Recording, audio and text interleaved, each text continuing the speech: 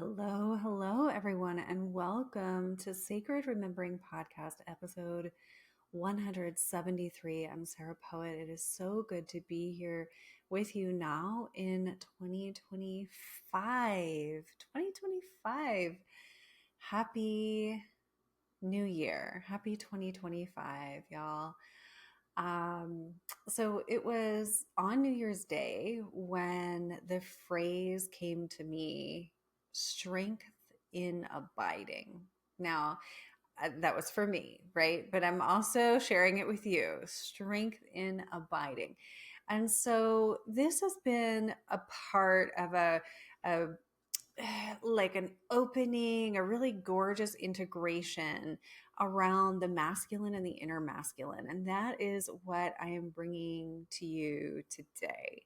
So this is, you know, an invitation to be with this phrase, strength in abiding.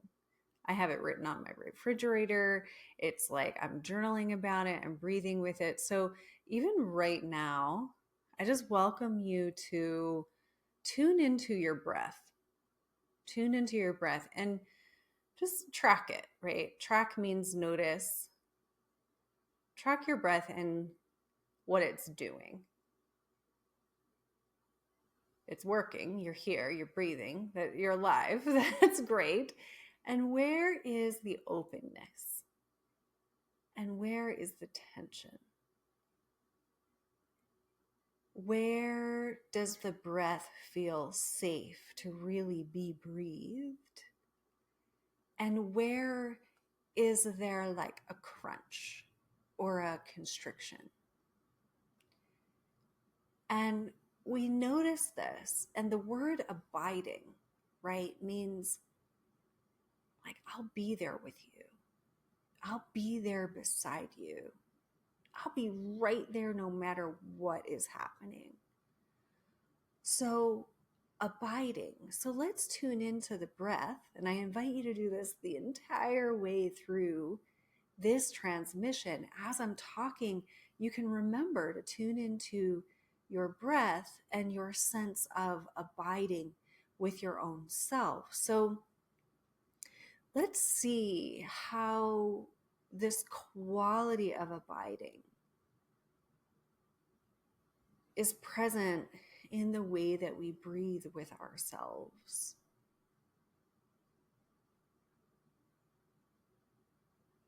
Does your breath feel rushed? Kind of something, happening to you, or even something that you have to escape? Or can you bring this sense of abiding, like, I'm right here with you? Bring it right into the breath. So, all right, here we go. You can continue to just, like, even if you have an hour to sit and treat this like a meditation, or just close your eyes or have that journal kind of nearby to jot down anything that you want to come back to later, that's great. I know that we often listen to podcasts on the move, and what is meant for you will spark. I just trust that. So, all right.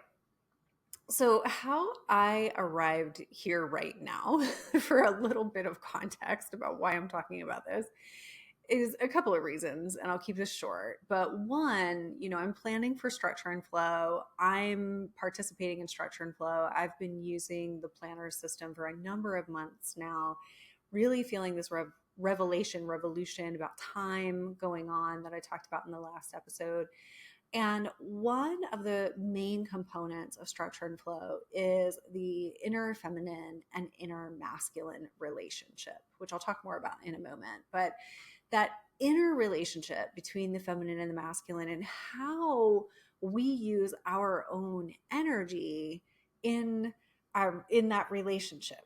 So what is our inner masculine doing and our inner feminine doing, and how does that impact the way that we work, the way that we use our energy, the quality of our energy? Okay, it's like nuanced and really gorgeous when you like get in it. Okay, So I have been, yeah, in that structure and flow, contemplation, and then also noticing changes in my own inner masculine.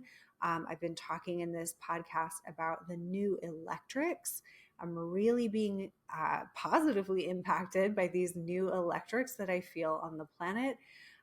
It's like a new frequency, we could say, of masculine, and my feminine was really ready for it. So, yeah, that's a bigger context of what's going on. But then also recently, I was in a process of integration. Now, what I mean by integration, if you're not familiar with that term, is like when we're healing something or when we're going through something, and then there's like a closure or, an integration, something comes to fullness and fruition. It can feel so delicious. You're like, oh my God, I'm home. And I just, like looked under every rock and did all the things like in this specific theme of my life. And now, there's this wholeness, this feeling of integration again. So thankfully, I was experiencing that. I was experiencing that after so much work that I did in 2024, not hard toiling work, but just consistency with my own soul's process around some of these themes of um, safety and abiding with the masculine, um, fear patterns. Like we've been talking a lot in Sacred Remembering in the community, in the live community, about this theme, like no one's coming to save you. Well, I was really like deep into another layer and level of that in my own life this year. So healing my own inner masculine more deeply, I guess the relationship between the inner masculine and inner feminine. So I was having this like gorgeous kind of integration. Oh, and there was this timeline thing that I was tracking all year too, where, since the start of my own business, and I'm just being totally honest with you, because I've got no pretense of perfection here to try to disillusion you with. So since the inception of my business, which was very divinely guided, there were these mishaps, let's call them, with men and masculine that led to relatively unsafe, unsettling situations. So, all right. So I'm healing this and healing this timeline and the imprints of like fear and my own creations coming to fruition, these themes, working closely with a good friend and mentor around this. So the healing and the integration takes me back. It was like the exact right thread got pulled, right? And it goes bloop, bloop, bloop, bloop, bloop. And I could see like, oh, this is how that all happened, and I was taken back to this feeling and this memory of this relationship that I was in with a very good friend, like my best friend. We've been friends for 20 years. We've been in relationships. We've been lovers, kind of gone the gamut. And about 8, 9 years ago, before I had left a more traditional career in education, he and I were in a relationship, and it was so abiding. There was so much deep presence. Like I would say, this man holds this essence of deep presence and deep abiding. And I could feel like, oh, I loved that. Like I really responded so deeply to that. It was life changing. And it was so life changing that, as I ventured out onto this path of entrepreneurship and I was talking about feminine and masculine more often, a couple approached me and they said, have you ever considered working with couples? We need help. We've been tracking like what you do, what you're talking about with feminine and masculine. And I designed a couples program that from that invitation as a human design projector. That was a great invitation because it led to my work with couples that was really very trauma informed. Because up until that point, I knew I had a ton of trauma in my body and I had done a ton of trauma work, like in offices with practitioners, right? Hakomi, somatic experiencing, all kinds of like therapeutic embodiments, somatic trauma healing. I really knew about this, and I really knew about like mindfulness and presence because I brought that into my education career, right? So, so I had experienced this relationship where the mindfulness and the presence and like my nervous system as a woman who had trauma in my nervous system, largely in association with men, masculine, and patriarchal structures and things like that in the past, I witnessed how my nervous system responded to this, how I was able to open in like my feminine expression from this steady abiding. And so I brought that into what I do with couples. And I took like the research around trauma and mindfulness and all of that. And then this intimacy that happens when we slow down together and when we notice the breath together. So it was very, very influential relationship in my life. And, and then we moved on, and then here I'm coming full circle, I suppose, in some way. So yeah, that abiding, my own inner masculine, we could say right now, is like, because all the things we want from men, right? Like, just, I want you to notice in your life, you could even like make it a point to do a really good list later. Like, what do you say about the men in your life? What do you say about what you want from the men in your life? What do you say about how they are or are not showing up? You know, et cetera, et cetera. And what you say, or maybe don't say and hold quiet, this is really like an invitation to go inward with our own relationship with the masculine as women. And I want to invite that consideration today in this topic, in this episode, because like we're not supposed to take responsibility for everything that men are or are not doing. I'm not saying that. Men are not acting right all over the place, right? And it's like a blessing and glory when they do. Like, love it. However, how we react and respond to the masculine in the external is certainly linked to our own, you could say, inner masculine, but also like the integration in our own psyche, in our own soul.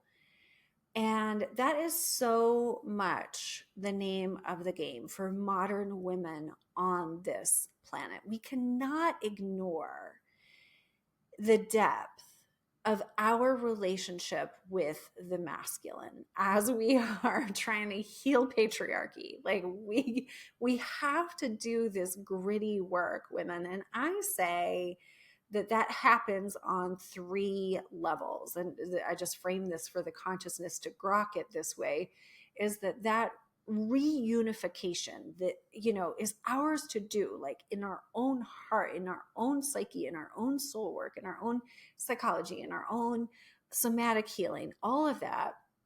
Sometimes we're lucky we found a really good man who will like, be there while some of that integration happens, but really it's ours to do to integrate this relationship with the masculine. And I say that this happens on 3 layers and levels. One, within us, right? So we have a feminine and a masculine within us.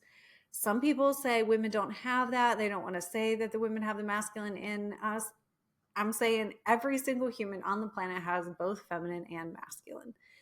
And if we addressed that, the world would not be in some of the other confusing piles of shit that it's in, but that's another story. The second layer of women and the masculine is relational, right? So we want to heal our wounded relationships with men in the external. A lot of times that's where women are going to look first, and we're going to project what is ours to do onto a man, right? That's very common. Or projecting, like, I want the sacred masculine. I want the sacred masculine in my life. And I want it to show up at my front door and ring the doorbell in a human man suit. Okay. The third layer and level is with the divine. So think about all of the God trauma that we have as women when we're told that God itself is masculine and it favors men and is domineering, all this other shit. Like, we've got trauma with the masculine divine. So it is ours to do to, like, work through this. And it takes many years and many different forms. You know, it's like something to travel with. It is not something to, like, think you can cross off a list.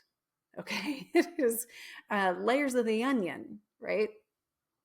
I wish that there was something else that had layers like an onion, because it's not the onion that is the metaphor, it's the layers. We get that, right?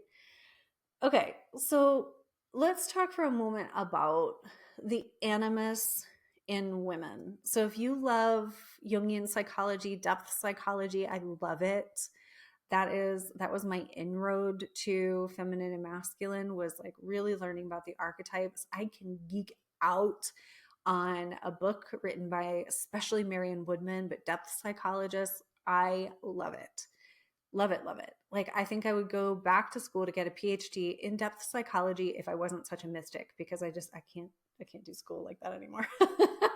But I love it, and my soul loves it, and just, like, you know, kind of eats it up as truth. Like delicious chocolate cake eats it up, right?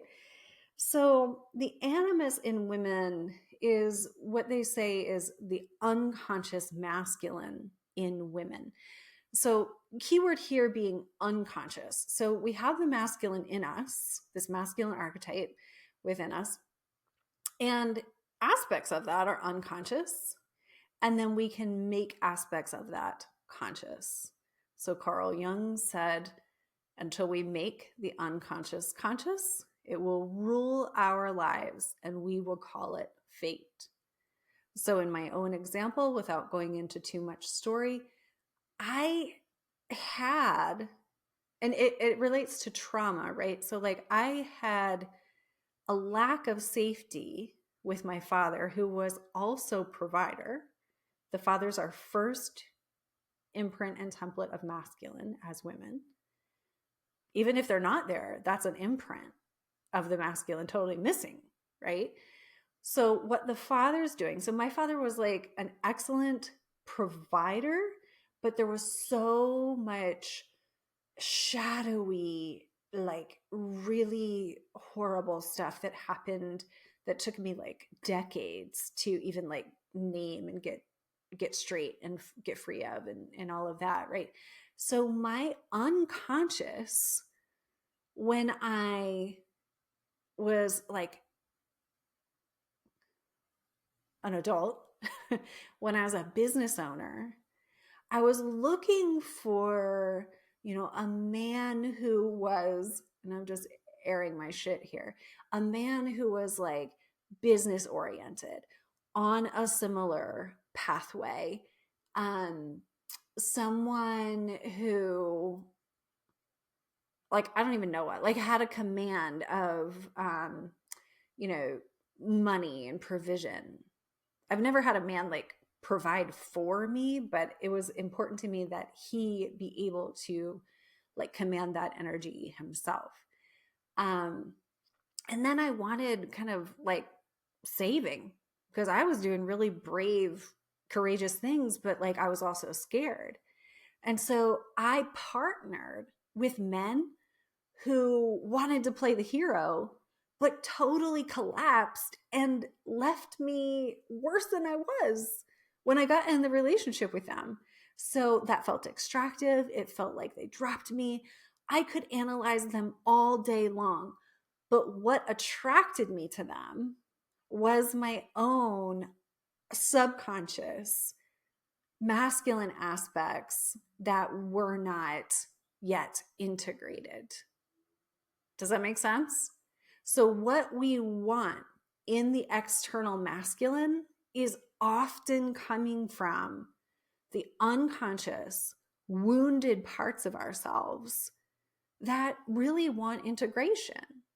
So, in that example, like if I wanted safety, if I wanted abiding, and I was projecting it into the external, saying, I want to find a man who is this, I actually attracted men who were not that, right?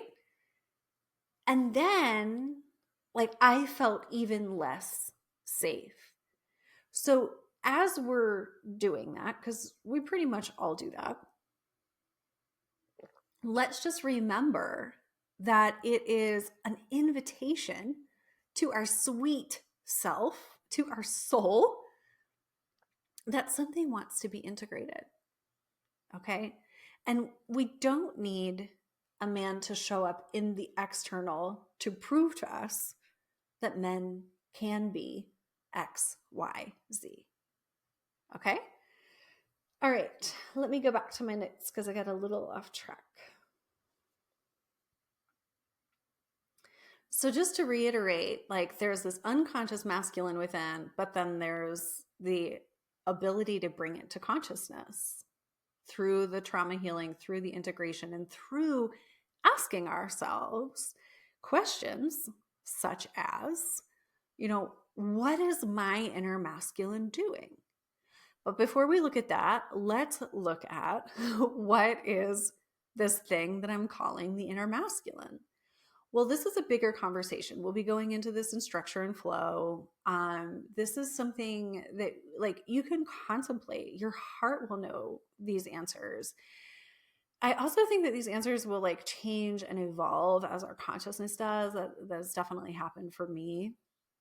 So I'll speak for myself. Like I feel like my relationship to my inner masculine, the inner masculine that's the aspects of me that have to do with structure. Like, can I hold a schedule? Can I hold a plan?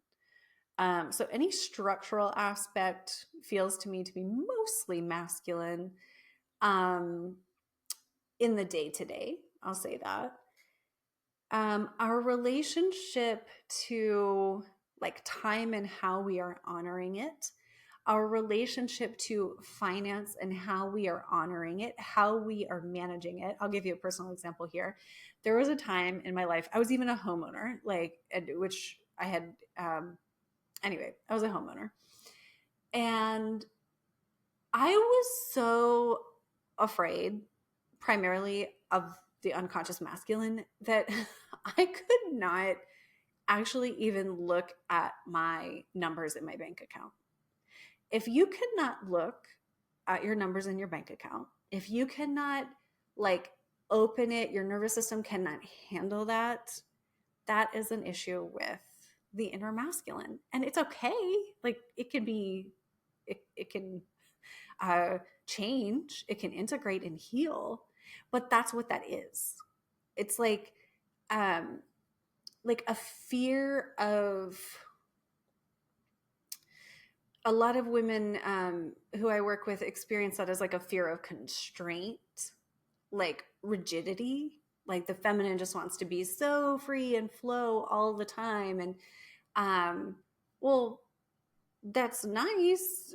But if you also need to be paying bills, or you want to be like building a business or moving your life along or things like that, then we have to be in right relationship with the things like the numbers and the time.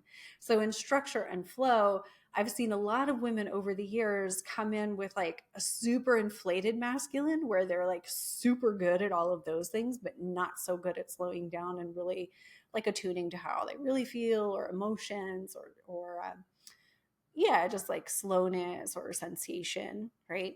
And then the other end of the spectrum, which really most women like fall on either end of the spectrum, and the integration takes work. The hyper feminine is like super flowy, um, yeah, really struggles with things like structure. I'll just leave it at that for now.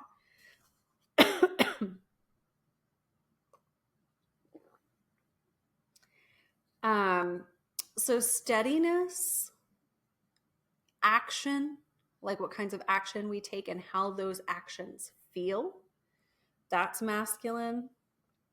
Responsibility can be a masculine essence. Creating safety in your life can be a masculine essence. Space holding, abiding, right? Those can all be aspects of the masculine essence. And so, one of the like the biggest indicators of our relationship with the masculine is actually like how it feels, how our energy feels with work, how we work. This is something that I've been looking at very deeply because I've used the Structure and Flow workbook for over 4 years. It came to me in 2020. The first books were printed in 2021.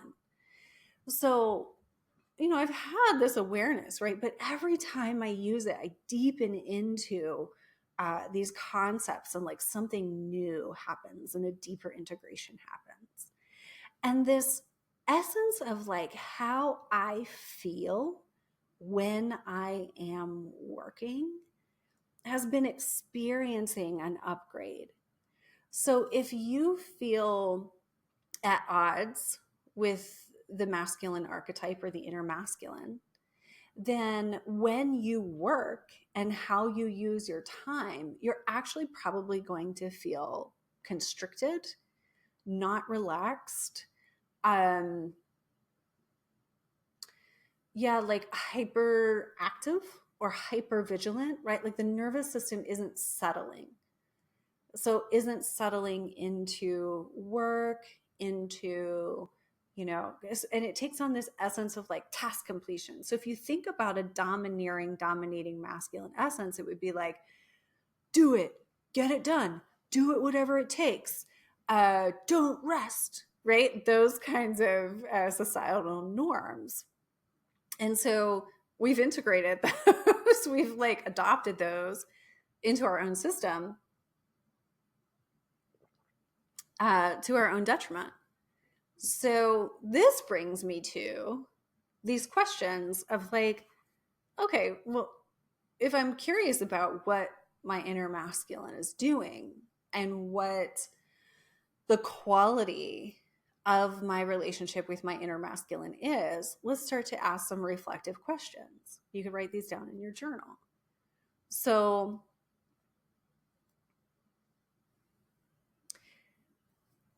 is you could, I'm just going to throw a couple out there. Is my inner masculine creating safety? Is it safe to be with? Is my inner masculine creating conditions for my inner feminine to feel safe? Is my inner masculine creating conditions for my inner feminine to open, feel creative, feel really fertile? Is my inner masculine even present am I feeling this sense of safety and abiding? Or am I feeling like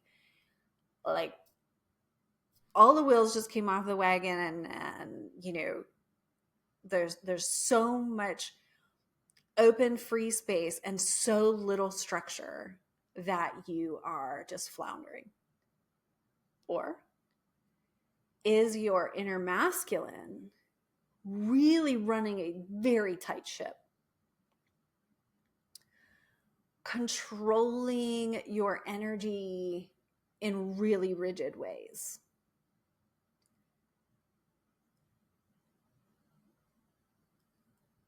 How is your inner masculine treating and upholding your inner feminine? So, a lot of us in the modern world, I know that this was true when I worked in education. It's like you wake up, you do everything you have to do. You drink a lot of caffeine so that you can get through what you have to do. And then at the end of the day, there's a crash. And you'll hear me talk about this in a couple of different ways. I talk about hype crash cycles. And I also talk about like the feminine is not that. The feminine is not the rest in the crash at the end of the day. That is not the feminine. That's a feminine that's been really run ragged and is like trying to recoup and recover. But that's not like really making abiding space for the feminine and the deep creations. So let me talk about this for a moment, actually, like the co-creativity and the co-creative aspects of an integrated feminine and masculine. I'm deep in this right now and probably will, continue to be, but it's feeling more and more and more delicious, like all the time. And this is good. This is good because this is like, I have things that I want to bring into this world. I have books. I have plans. I've got like books that could be published very soon because I've got so many words drafted, right? But it's that like bringing it the whole way through. And you know that feeling when you are creating and it feels so natural and so juicy, almost like love making, like you're making love to life. You're like, oh my God, this is it right now. This that I'm feeling, this that I'm creating is fucking everything right now. That's how I feel. I keep having to drink water today. My throat is like having a tickle. Um, that is how I feel when I write and I'm really feeling in it. And, however, when I feel unsafe or that lack of abiding, I don't write. I might get all these other things done in a day. I might check things off of a to-do list. I might, be productive, but I'm not creative. So when we are productive but not creative, that is a big indication that our feminine and our masculine are off kilter. And what they really want to do is richly and deeply co-create together. I cannot help myself but to go into this like little side tangent right now. I'll make it quick. There is I think it's like duplicitous. It is, I think it's a program running in the collective subconscious that the masculine equals provision. I've talked about this before. And women everywhere are looking for a masculine who understands and embodies provision. Well, a few things. One, I think that this has to do with patriarchal privilege, right? Because who would be a provider if the only people to have access to the majority of the financial resources are men? So it's systemic, it's in the systems, right? It's not necessarily just natural. So in nature, of course, in a relationship between masculine and feminine, maybe it's human, maybe it's animal, maybe it's, seeds, there is a provision from the masculine, right? There's this initial spark, like an initial seed. Maybe we'll call it a sperm. Okay. Then the feminine receives that, gestates that, organizes creation, right? Like creation organizes inside of a woman. Let's just keep using this example of like procreation, reproduction.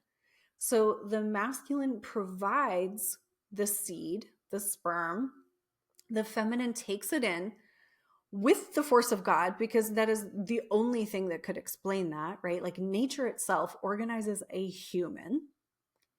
She grows the human, amplifies the human, births the human, and then what does she do for that little human? She provides. The milk actually starts coming out of her body, out of her breast. Like the mother is the first provider.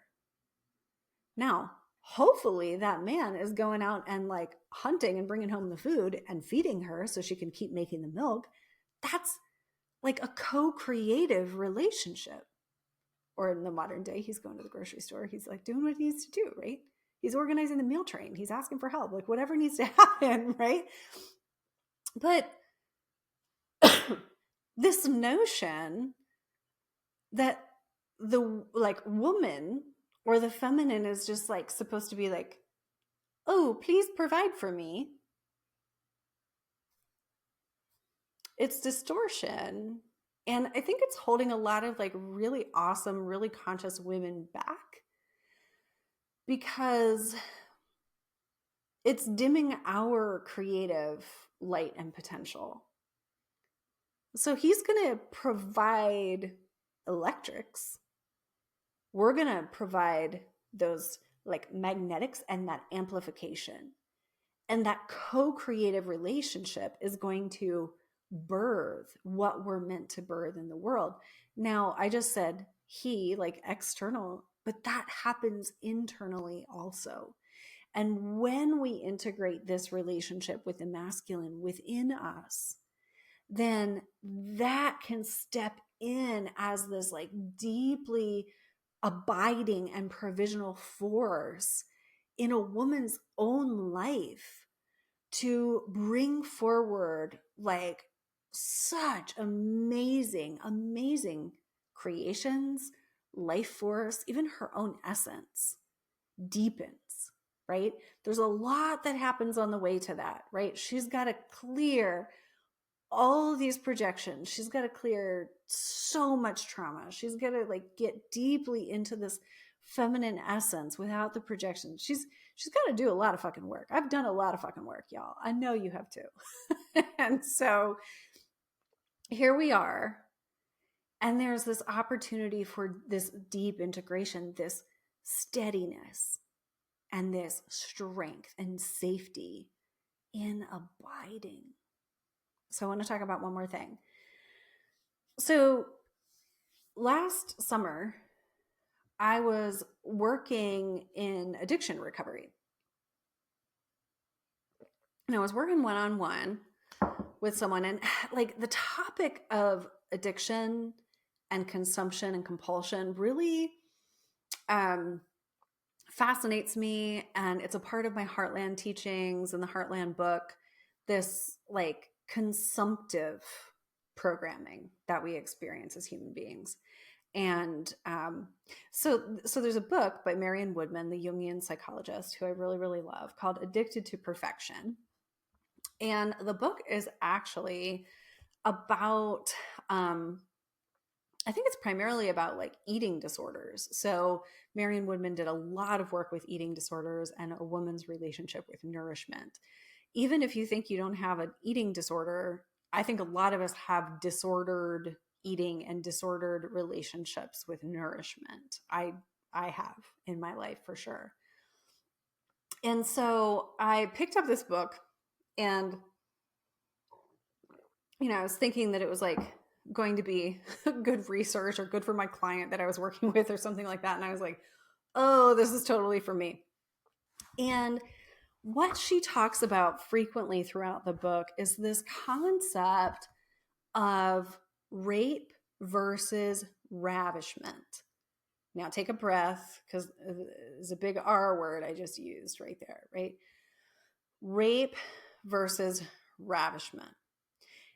And essentially, if I could be so bold as to paraphrase or summarize Marian Woodman, she was saying that a woman's relationship to the masculine within is either an orientation to rape or to ravishment. Okay, so I'm going to read this like 3-sentence excerpt from this book. The words rape and ravishment come from the same Latin root, rapere, meaning to seize and carry off. The connotations of the two words, however, are very different. Rape suggests being seized and carried off by a masculine enemy through brutal sexual assault. Ravishment suggests being seized and carried off by a masculine lover through ecstasy and rapture. Rape has to do with power, and ravishment has to do with love.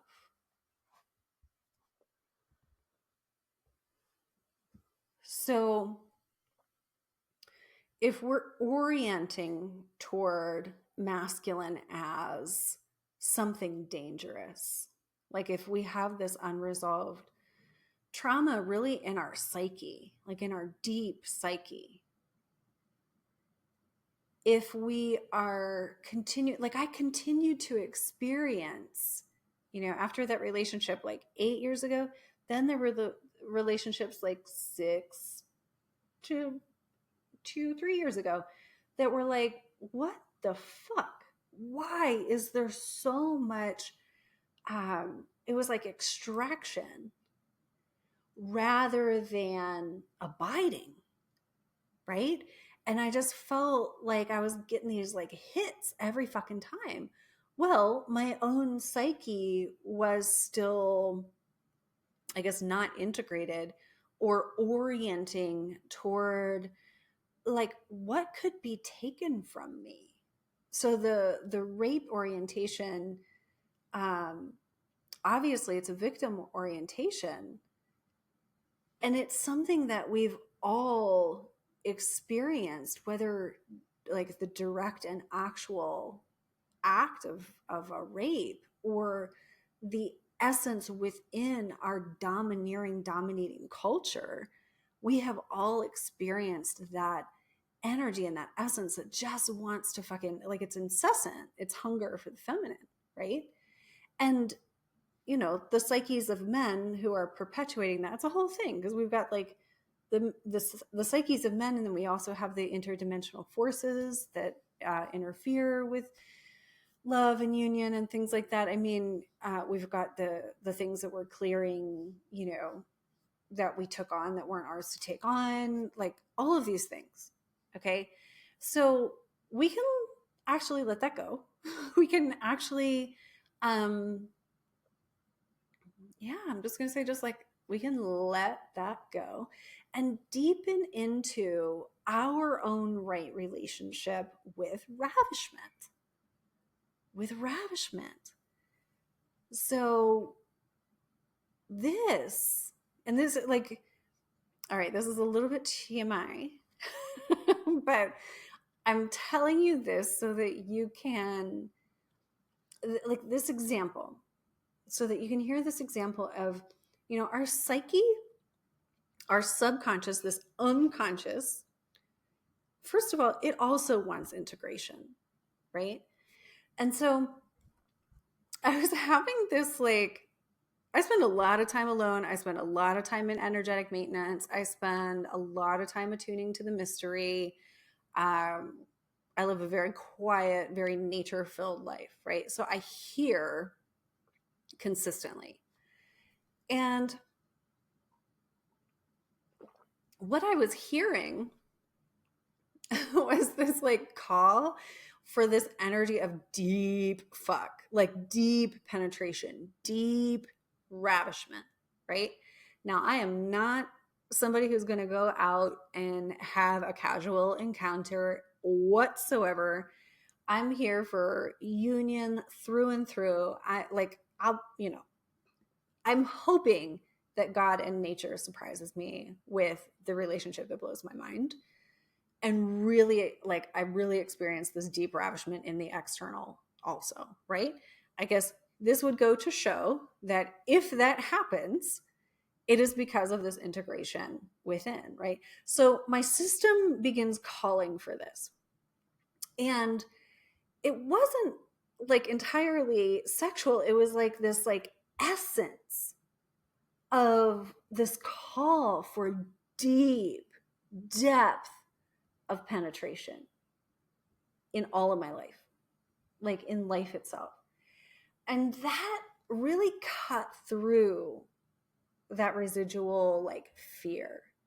It really cut through as I began to really like walk with that, be in curiosity about that, be in meditation with that, be in dance with that, right?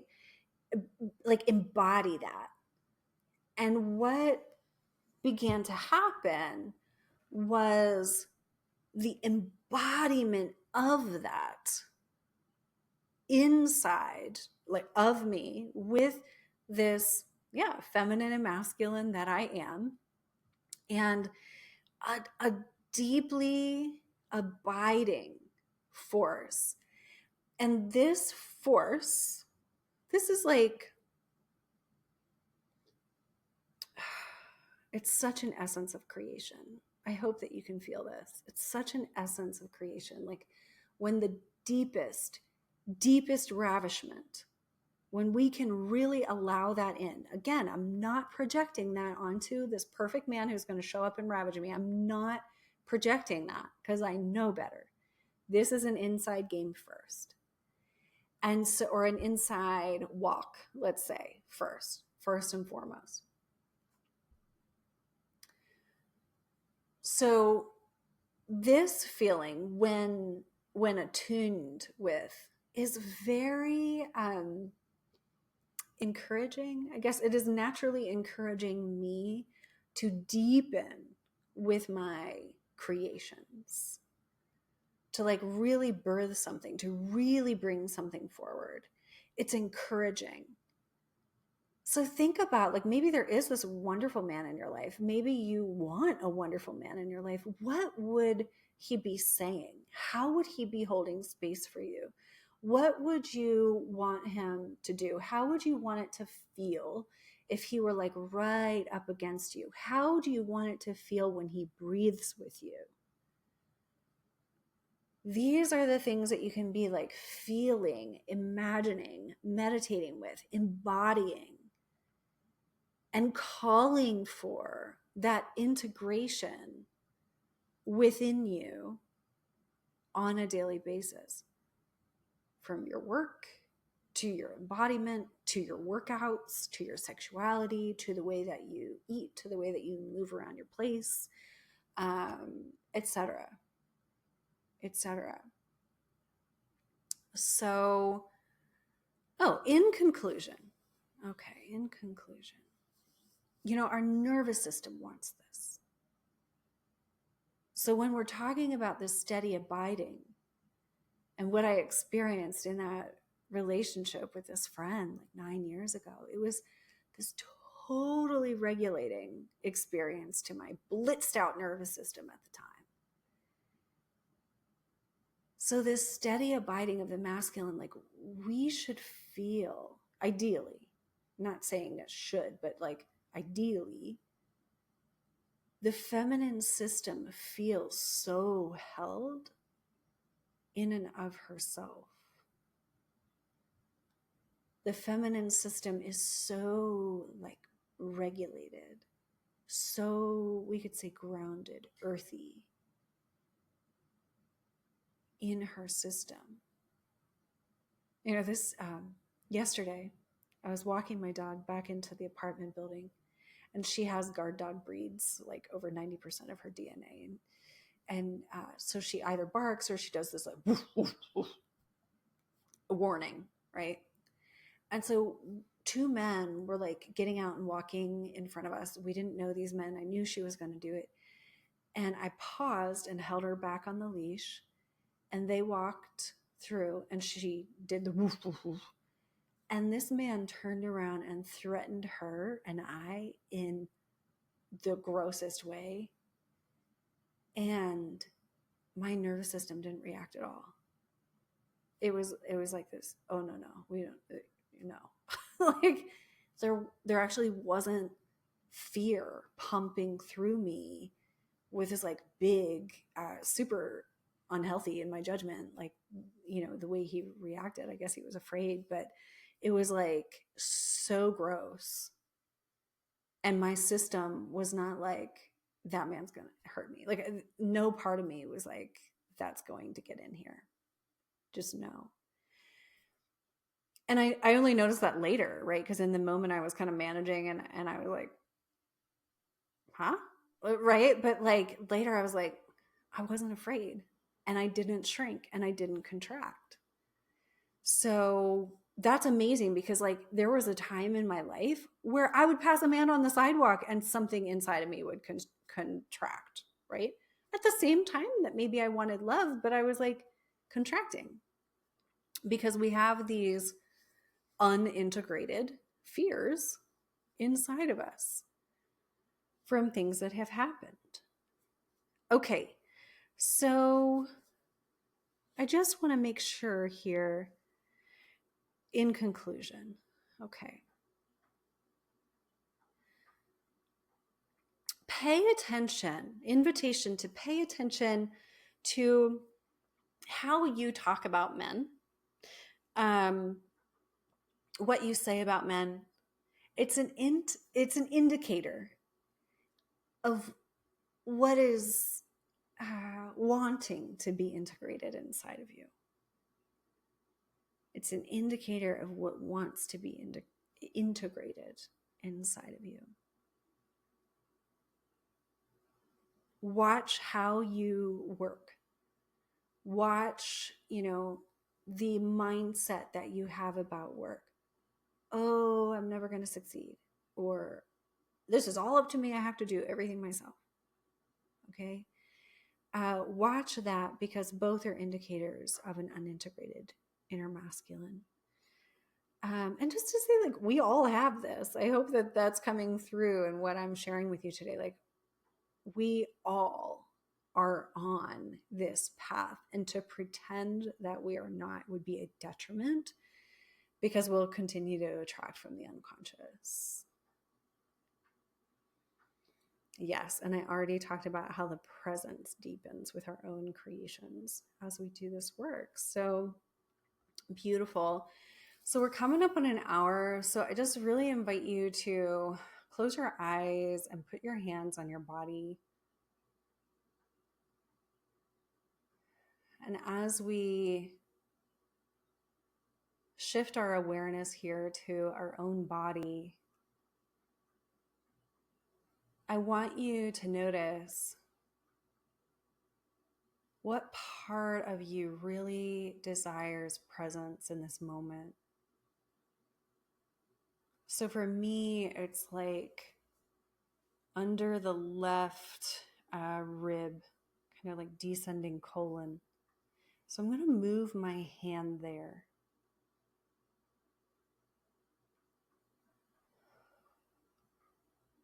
And then breathe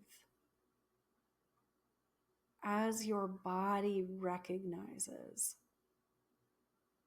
this presence.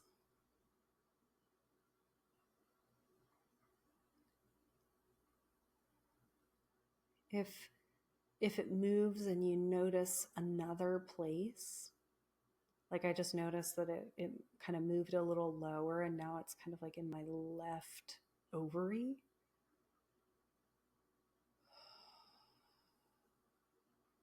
So move your hands if called for. And pair the breath with this presence.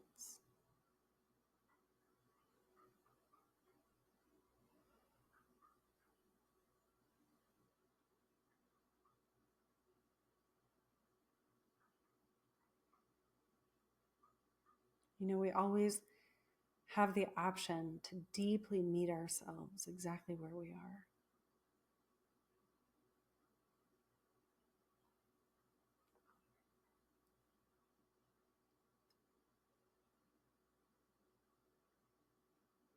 I just had a little belly gurgle in that left side of the colon. So that's an indicator of integration.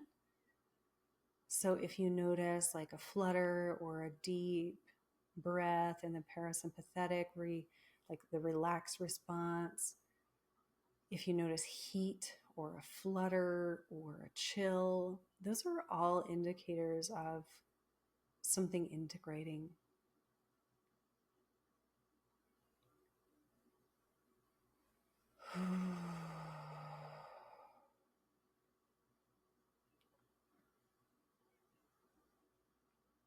You can take time to notice that your body is supported by the earth, by what you're sitting on.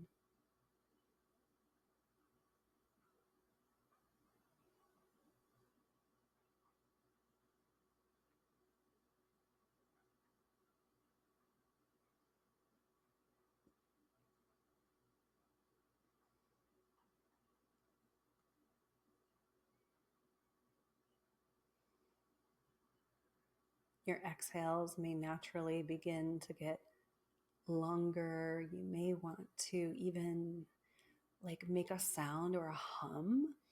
And that's the vagal nerve kind of coming online, or you can activate and stimulate the vagal nerve with a low hum.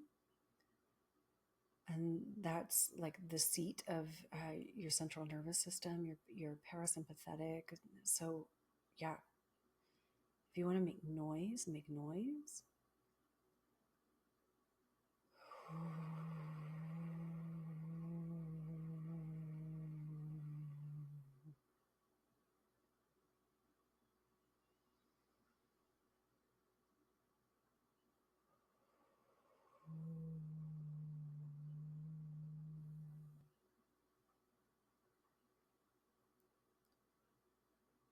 So you can keep going and stay in this as long as you would like. And I definitely encourage you, if you don't already, to have a presence-based practice with yourself that you can really deepen into, like really find this self-abiding and the strength in the abiding.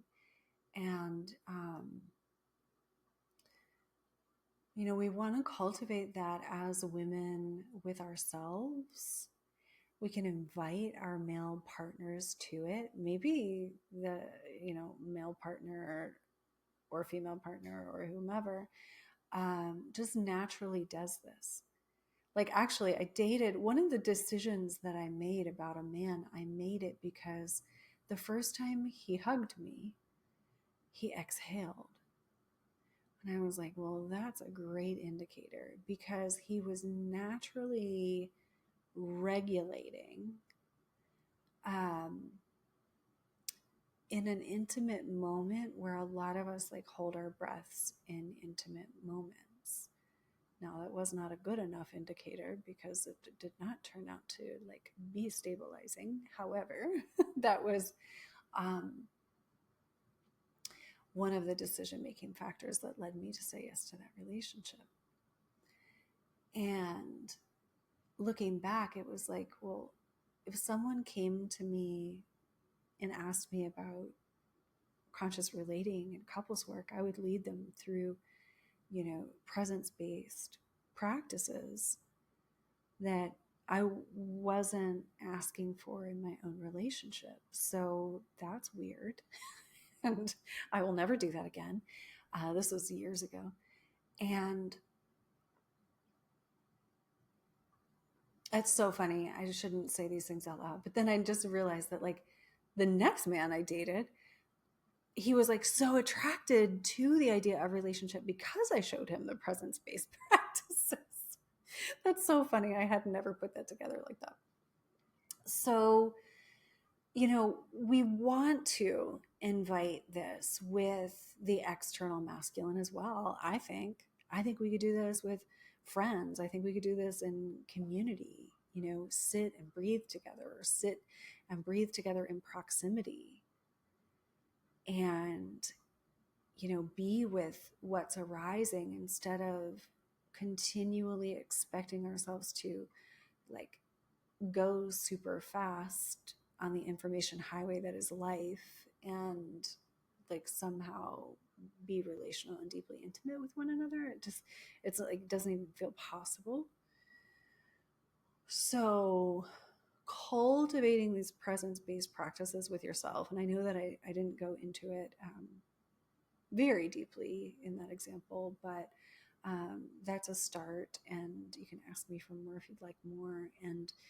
Um, and then, yeah, inviting those that we are close to into these abiding experiences together. Be really, really great for humanity and relationships and healing the feminine and masculine. So, thank you so much. I want to tell you just a few announcements before we go. It is January 3rd. Registration closes for Structure and Flow 2025 on January 11th. 111, I liked that date. And that is so I can actually get this 90-day workbook out to you. And the gorgeous thing about Structure and Flow, like here's why we use a workbook, right? Because it is a cool planner system. I mean, I love it for my day-to-day planner. But it, like, just using it as a structure, using it as a tool, reveals these things about our energy, our work, our relationship with the feminine and masculine within. It just like brings the unconscious to conscious, to be honest with you. So we engage with this, and then we look at ourselves. We look at like, oh, I have this, affiliation to having to run myself into the ground if I'm going to work. I don't ever work relaxed. Oh, I also have this fear of men and masculine. Oh, it's like these self revelations happen through our 90-day practice, and our energy, we become much more discerning. We become much more clear on exactly what we are and are not like giving away in our lives. So if you want to learn more about that, go to my website, sarahpoet.com /structure and flow. Also, if you are enjoying this podcast, there is the Sacred Remembering community, which is one more step into the goodness of all of these things that I talk about. And in the Sacred Remembering community, we're really supporting women in standing in the truth of who they are, starting their own work and business in alignment with their soul. And we do a lot of work with sovereignty and energy sovereignty in the Sacred Remembering community as well. So you can find that on my website /community. And then if you are interested in one-on-one work, you can find that /sessions at sarahpoet.com and look at those options there. And let me know if you would like to talk to me about one-on-one work for a deep dive. Thank you. Thank you so much for being here. Thank you to those of you who are here live. Some of you are watching on YouTube. Lots of people on Apple and Spotify. So if you are just now discovering this podcast, please know that there are over 172 other episodes for you. And we are doing this weekly. This is an exercise in my own inner masculine, in my own structure. This is something that I heard through my own internal guidance to show up on Fridays, do the lives on Fridays. The live holds me accountable to take a shower and put on my makeup and show up, right? And so, like more structure for more to come through. Whereas, if my feminine wasn't feeling like it before I had planned to record a podcast, I just might not do it. But now I'm scheduling them, I'm holding myself accountable, I'm showing up, and it is it's a whole work in progress, y'all. Like I feel it. It's just at the beginning. I just started pulling cards again because I was working with a sweet woman who was pulling cards. And I was like, wow, I stopped doing this so long ago. So I got out my Rebecca Campbell decks. They're over there behind me. And every day I'm like pulling two cards. And today I asked about the podcast and it was perfect. I can't remember exactly what the card said, but it was like, you know, you're taking actions. It's like a chop wood, carry water kind of message. Like you're doing this because you're listening to the divine and you don't know where it will lead. So that is exactly what is happening. But what I'm very aware of is that it is helping me to organize and distill concepts, and teachings, and really standing in that truth of who I am as teacher, oracle, energy practitioner, and organizing my body of work. So, work in progress, and very, very much looking forward to this year ahead with this, new level of integration um, that I'm experiencing. Also healthier boundaries. Like as we really integrate feminine and masculine within, we have much healthier energetic boundaries as well. Structure and flow, if I haven't mentioned it already, also strengthens boundaries. So I hope to see you in that container as we dive deep for 90 days starting January 15th, 2025. And I will see you next week on the podcast. Maybe I'll see you this Sunday in the Sacred Remembering community. I'll see you. Appreciate you. Bye.